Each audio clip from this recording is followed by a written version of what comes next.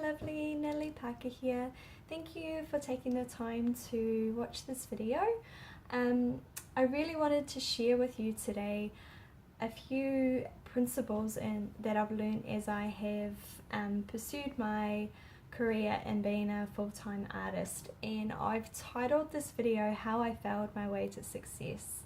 For those of you who have followed me for a while, you know that I have had a journey of I've been teaching for about nine years in secondary school, teaching art and visual communication, and along those 9 years I've built my art business up on the side.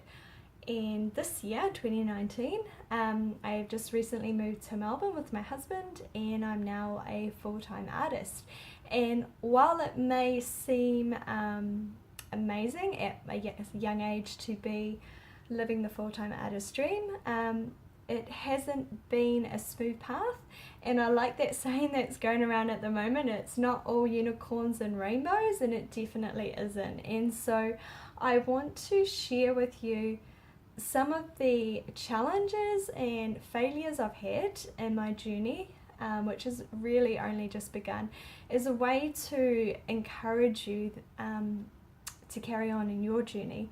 And also because I feel that I know there is a lot of glammed up success stories on social media at the moment about, you know, how to become a millionaire in 6 months and how to create this amazing passive income business. And I feel that people we get defeated and deflated when things don't go well for us. And trust me, I've had lots of those situations happen, and even, as early as yesterday, I still feel like I am not doing very well. But let's talk today about a few key things that I've had that haven't necessarily gone how I thought they would, but how I can see the benefits of those challenges. So some of you, when you're trying to discover what it is that you want to do in life or your calling, I guess sometimes there's this perception that you know what you want to do from an early and young age. My husband and I are different in the fact that I knew, I had a passion for art and a gifting in art right from kindergarten, and I can visualize myself painting, I remember myself painting at kindy when I was 3, standing at the easel and being totally in my zone when the kids were outside in the sandpit doing their thing, and I was just really happy being there doing that. And whereas my husband, he discovered his gifting and being an amazing boxing coach when he was about 20. So there's no right or wrong way, and everyone's journey is different. So I just kind of want to say that initially while I share. So yeah, I kind of knew that art was my gig from kindergarten, and right through primary school, that was my favorite subject. I had an amazing teacher who was called Miss Scarlett, who I remember in primary school, and she loved art and she encouraged me to do it all the time. We had lots of art classes in our primary school, so I loved that. Then I went through to high school, or college, whatever you want to call it, and I loved art there, and I was naturally gifted at it. And when you're naturally gifted at something, you quite like doing it anyway. But I thoroughly enjoyed it, and I was that classic art school chick who spent her lunch times in the art room working on her folio, and I was very introverted. I did have best friends, like I'm very loyal to the 1 or 2 friends I have, but I'm also quite confident, quite content in being by myself. So I spent a lot of time in the art studio, and right through college I was top of my art class. I think apart from 1 year, there was this guy who's super talented, and he beat me in 5th form art. I think he did an amazing folio, more gifted than me. Side note, he is not pursuing art at the moment, and he's not living the life that he's fully capable of. So that's really sad to know that this boy that was so much more gifted than me in art is not pursuing that anymore. However, going back to high school, I I was top of 5th form, 6th form, I was that chick who got the prizes and the top marks. And in 7th form, which is now year 13, I did a design folio, and at that time we didn't do digital designs. This is going back to 1999, so everything was hand done, and it was 4 folio boards for those of my ex-students who moan about doing 3. So I had 4 folio boards, and the work that I decided to do, I used as my portfolio to get me into art school. So I decided that I was going to go to art school, and also I was the last in my high school year to decide what I wanted to do, and I felt so much pressure, as I know so many students and people do, that you had to have your life figured out by the time you were 18, and I didn't actually turn 18 until I went to university. So I was young. I didn't like the idea of deciding what career I wanted to do and what my path was going to be straight away. I just couldn't think of anything that I really wanted to pursue as a career. All I knew was that I loved art, I was passionate about it, and I couldn't see myself doing anything else. And so going to art school was the natural choice for me. So I chose later on in my year to go to art school, and I was fortunate that my parents supported that. Side note though, the work that I took I had to have a meeting with the art school, so you had to present your visual portfolio and things. So the work that I took along was the same work that I had been preparing to put on my folio, which was to be marked later in the year for bursary art. And they told me that my work was amazing and that I was going to get great grades, and I got accepted into the art school based on that work. Now, then you have to pass so many subjects to get into university, and I got my school C results, or my bursary results, sorry, in January. I paid my bill to go to art school, and I opened up my results and I passed everything but art, and I got a D. And I remember just being at the letterbox and bawling my eyes out, and my mum coming out to see what had happened and just saying, I failed art, I can't do anything, what am I going to do now? They're not going to let me in the course. And I was so confused and heartbroken, because on one hand I'd been told my work was amazing, and that's what got me into art school, and then on the other hand I had failed, and I'd never, I was a pretty academic student. I'd never failed anything. I even got ducks that year as well, and so I thought, here I am, top student of the school, I've got ducks, and I failed the one subject that is supposed to be my strongest subject, and I'm going to art school. And so it was a couple of weeks where I was disillusioned, gutted, confidence, self-esteem kicked to the curb, confused. However, in saying that, because I had passed enough subjects, even though the one subject that I was going to study, I failed, I was still accepted into art school. So I went to art school, but I did go feeling very, my confidence was shaken, because I was going to study this thing, and how was I supposed to go in with all these other top students around the country, and knowing that I felt like a fraud, because I was like, how am I supposed to go there when I failed school C art? So art school was really challenging. I was no longer top of the class, of course. Everyone was top of their class who was at art school. So yeah, there was a lot of really digging in, and a lot of soul searching, really. But the one thing that kept me going was that I loved art.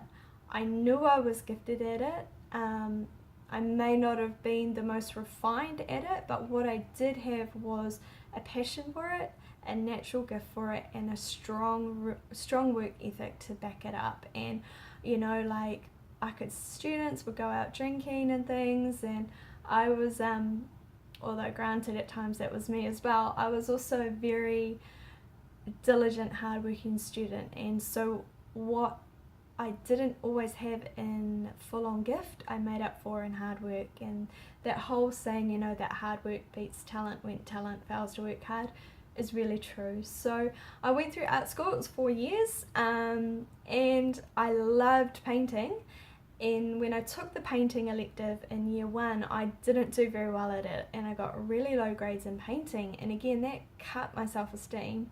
But I did do really well in 3D sculpture, and because I was performing well in that, I decided that I would major in that. So I actually never majored in painting in art school, and now that is the thing that I am doing the strongest and most gifted in, because that is what I'm most passionate about, and I've taught myself how to do that. So I guess what I'm trying to, this is just a little bit, what I'm trying to say is that the natural passion and the drive to do what I wanted to do, which was to be a full-time artist, was the thing that pushed me through when I was failing or not performing as well as what I should have, or what I believe that people should want me to do. So I went through art school averagely, I guess. I don't know if that's a word, but I did really well overall. I did really well in sculpture, like I said, and so after the 4 years, got my art degree and was all cool, and then decided that you've been to art school. I was only 21 when I'd finished. My other plan was to be an art teacher, and once I finished my 4 years of study, 21, young, I was like, there's no way that I can go and teach high school students art at such a young age. So I decided that I was going to pursue the full-time art gig, because deep down that's what I really wanted to do. So I set up an art studio, myself and 2 other girls from my art school. We all leased out a building, we set up our studio space, and we embarked on being a full-time artist. And back then there's no such thing as, we didn't have websites really. I didn't get my first cell phone till year 13. There was no Instagram. It was all really old school, like you had to get into galleries and things. So we were in that studio for we were supposed to be in there for a year, at least. We were in there for about 6 months, and during that time both the young girls who were with me pulled out of the lease and left me with the lease to pay. And that was again another, what I thought was a failure or life lesson. I was gutted, because I was like, thought that I could just go to art school and then I could set up a studio and I'd be this amazing artist and everything would be okay. But it wasn't. So I was really fortunate that I negotiated with the real estate agent to get out of the lease. And alongside this, I was also working in hospitality to pay the bills. So I was waitressing. I was doing 2 jobs. I was waitressing at night, and then I was working in a cafe during the day. And after the studio gig failed, I put art on the back burner. I guess I got defeated, or it was too hard. So I did what the classic thing people do after art school. I worked in hospitality for about 5 years, and put everything into that and worked hard. And during that time I got a taste for business, and I did a business management course through the Wānanga, and I set up a loose leaf tea company. And at the time I ran the business, I was able to sell this loose leaf tea. I called the business Infuse. I sold it through the cafe that I was working in, and then I'd been working in this cafe for about 3 years, and my boss was going to leave. There was 2 of them. I had 2 bosses. One of the business partners was pulling out, and I got offered his share to buy into the business, because remember, the skills that I have of working hard apply in any situation, and so I was really favoured there. And so I brought into this cafe business at 24 years old. I had a loose leaf tea company. I would go to markets on Saturday mornings along the Wanganui River and sell my tea, and I'd sell it through the cafe. And so I was really young. I already had that entrepreneurial spirit that I didn't really know that that's what it was. And then the tea thing I didn't take off as well, and so that kind of was another sort of fail. Probably because I wasn't super passionate about it. I was buying specialty teas in, I was weighing them up, and I was selling them at a higher price, and this back then, the tea thing has taken off now a lot more in New Zealand, but the market wasn't really there for that. So again, I was like, oh, gutted. So I put that in, and then due to a change in circumstances, I actually ended up moving from Wanganui to Rotorua, and so I sold my share in the business and moved to Rotorua and started again. And I then needed a job, so I got another job as a waitress again, because that's what I was gifted at. And I just remember just walking down the street, seeing a cafe I liked, walking into the cafe asking for a job and getting it. And so I worked there for about 6 months, and that was probably one of the most challenging times in my life, because I had gone from being the boss, a 24-year-old boss having, you know, like 20 staff working for me, to now being a waitress and not allowed to make any decisions, or my sort of opinions on how to run a business were not taken on board. And it was a very humbling experience. So that was challenging, but it was also very good for building my character. And during that time, I decided that hospitality was not my gig, so I looked for jobs in administration, which is something I hadn't done before.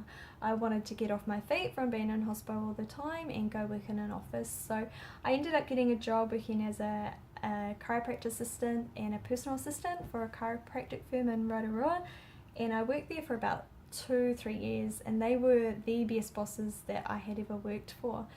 During that time, it taught me skills about business management. I did their GST, I did the rosters for the staff, I followed up on, you know, like my boss would give me all these things and stick to find things I need to do.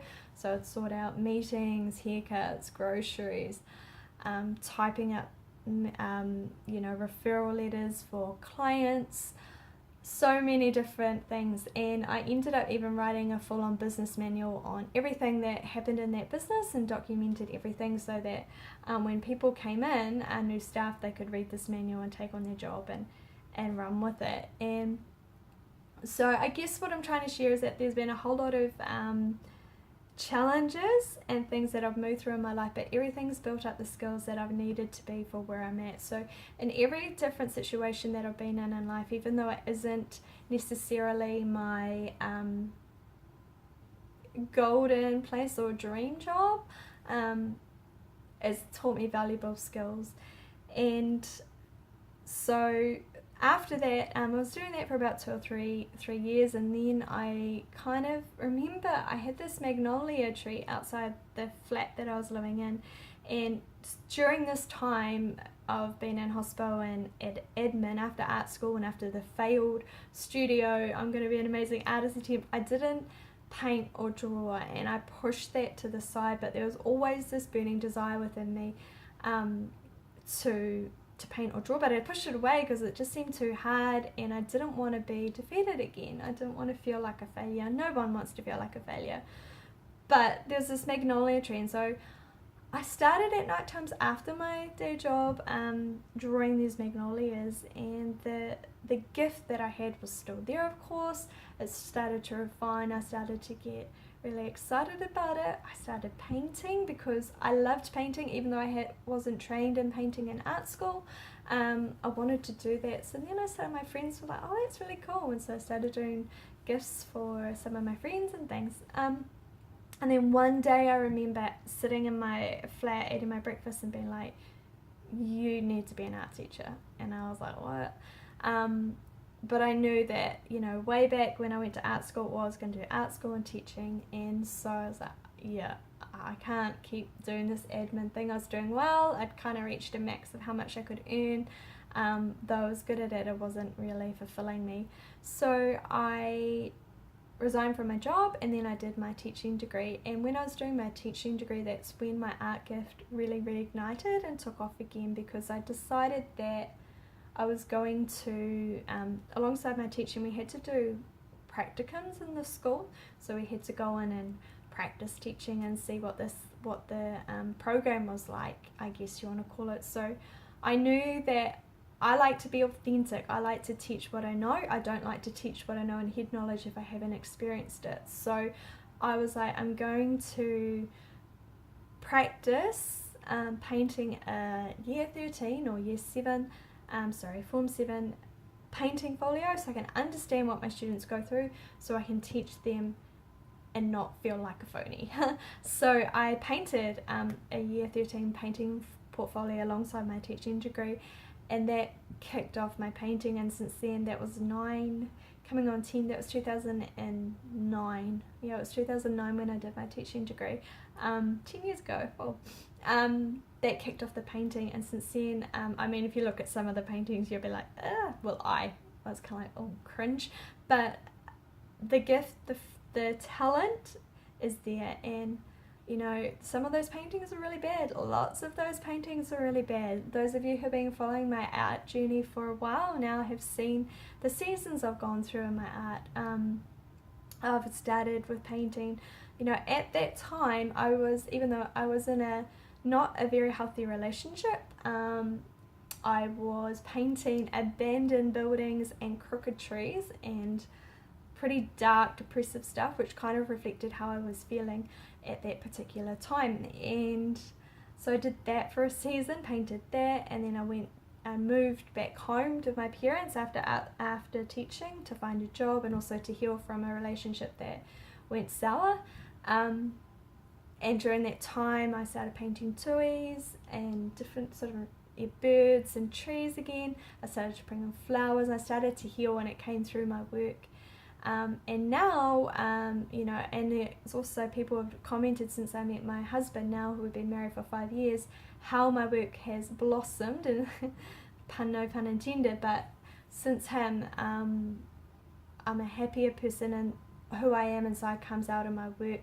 And my whole desire now as an artist is to bring more joy and beauty into people's lives.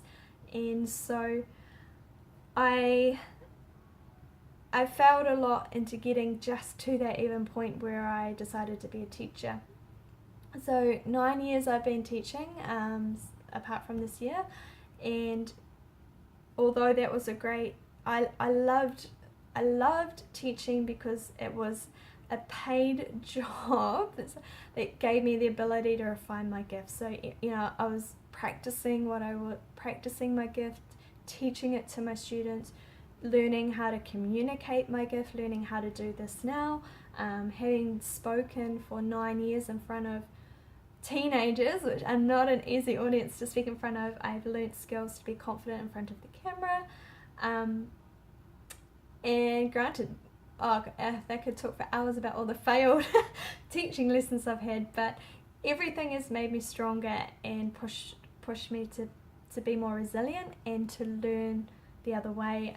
During that time, I've had multiple exhibitions. I've exhibited in a thing called Trinity Farm, like in a flower show. I've exhibited in cafes. I've had work at the Rotary Art Show in Pram, which is like the Rotary Club. So it's and there I have also exhibited in the New Zealand Art Show since 2003. I think I did put a work in there when I was in my studio. Actually, when I started the studio in 2001, I put a work in the New Zealand Art Show back then. So I've been exhibiting in the New Zealand Art Show, and there used to be 3 levels. So there was a general, a solo, and a single wall artist, and I always wanted to be in the top, as you do. But for many years, my work I knew wasn't good enough, refined enough. My skill hadn't refined because I hadn't had that time painting to get into there. So I tried to get into that and got knocked down multiple times to get in there.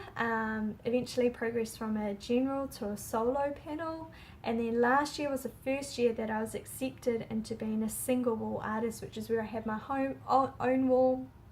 I can exhibit as many pieces as I want, and I'm there for the whole show, and that is the top level, and that's what I consider to be I've made it as an artist in New Zealand if you hit that level.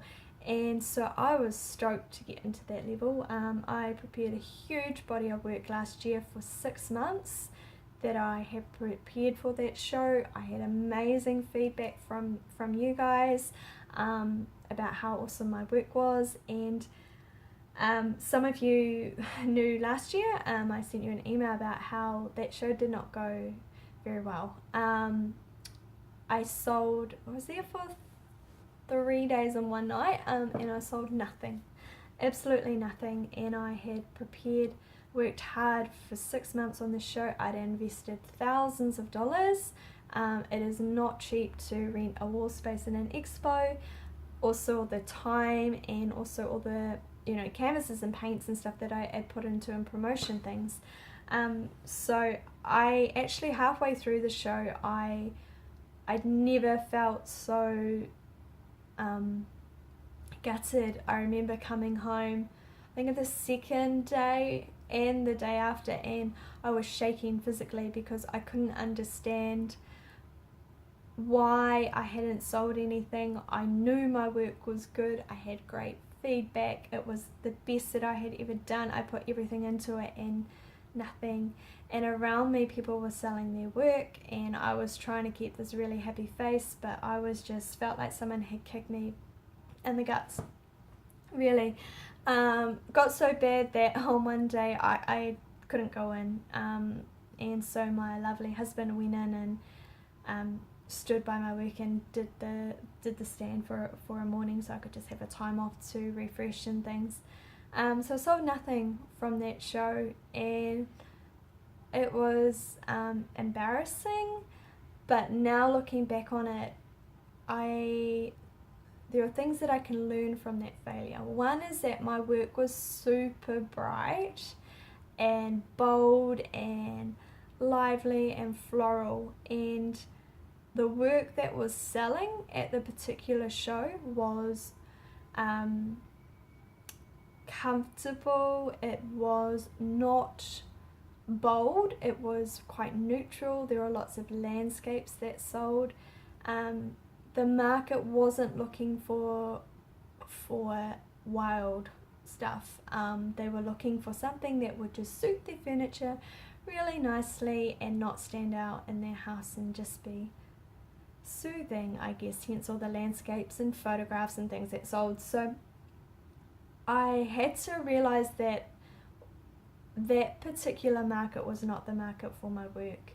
And just because I didn't sell anything in that show, even though that can be seen as a failure, I learned from it that I need to ensure that the money that I invest in the shows are the right shows and it's the right market for me. And just because people don't buy my work doesn't mean that I am not gifted or that my work isn't beautiful or doesn't have a market, because it does. Because despite that, not selling any work last year from that show, last year was my highest year in sales. I sold 75 paintings last year and made more than I'd ever made in a year from art sales. So I guess it made me more resilient. It made me more determined to figure this art gig out.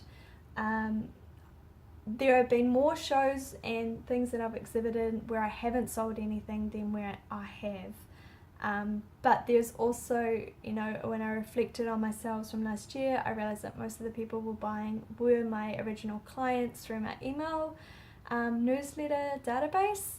And also I had clients who are buying 3 or 4 pieces from me, repeat sales. So that's encouraging when people come back and continue to buy from you. And now I have clients referring their friends to me and things. So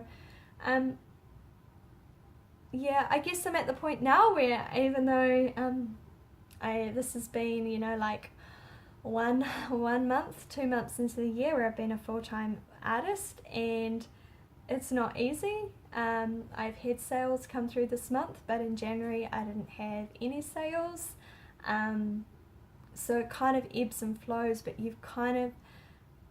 there are many things that I've failed in trying to figure out how to market my work, how to find my clients, but all of it's doing is making me more determined, but it's also teaching me where my target market is. It's teaching me how to figure things out. And the thing that stops me from quitting and going back to either teaching or getting a day job and just working in an office is the fact that I know that this is what I am called to do, and the fact that I know you like it, and I have a responsibility to serve my gift to the world, and I know that I am gifted in this, and I know that people feel a sense of joy and beauty when they look at my work. I love now that I'm painting bridal bouquets because marriage and commitment is really important to me. I love marriage, and I love the values that it brings, and I love the commitment that a husband and a wife have with each other, and I know that also marriage can be challenging, and so my whole gig with painting bridal bouquets is for brides to remember that special day, but also to remember that that bouquet is a symbol of the thing that they had when they made that commitment to their husband.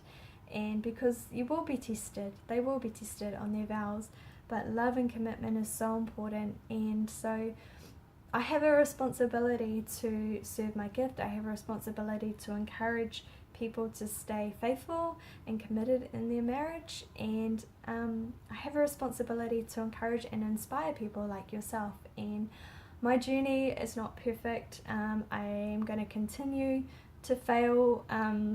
Daily I'm failing, like I'm trying to work out how to work out this whole Facebook marketing gig, and how to set up my website better, and how to write my blogs better, and why didn't that work so, and why didn't that promotion work, and oh, why didn't the wedding expo that I exhibited in, again I put lots of work in that, and that hasn't produced the fruit that I wanted it to, but then I've got to understand I'm in a new market, I'm in a new country at the moment, people don't know me here, so it's taking time building relationships and networking, so that will all sort of come to being. But I guess fail your way to success is something that I want to encourage you to do, and just because you make a failure in life doesn't mean that you're any less than. So I thank you if you have listened to this whole thing. I've realised I've been talking for half an hour, but my heart is to encourage you that whatever it is that you feel that you are gifted or called to do in life, that the road to success is not like this. And there's this, I might try to post it in the bottom, there's this picture of the how to get to success, and it's sort of all sort of crazy, and that kind of feels how it is. And so failure is not a bad thing. Failure is a good thing, because failure teaches you, it makes you more resilient, and it can encourage you to push on, and it also gives you things that you can teach people. I mean, if everything was unicorns and rainbows, we wouldn't be able to help each other, and it would be fake and phony. So failure is good. Take it from me, I don't like it, but it has helped me to get to where I am today, and I'm grateful for being in this position of being a full-time artist. I'm grateful that I can serve my gift. I'm grateful that I can encourage and hopefully inspire you to do what you feel you're called to do. If you ever want to chat about anything you're going through, if you want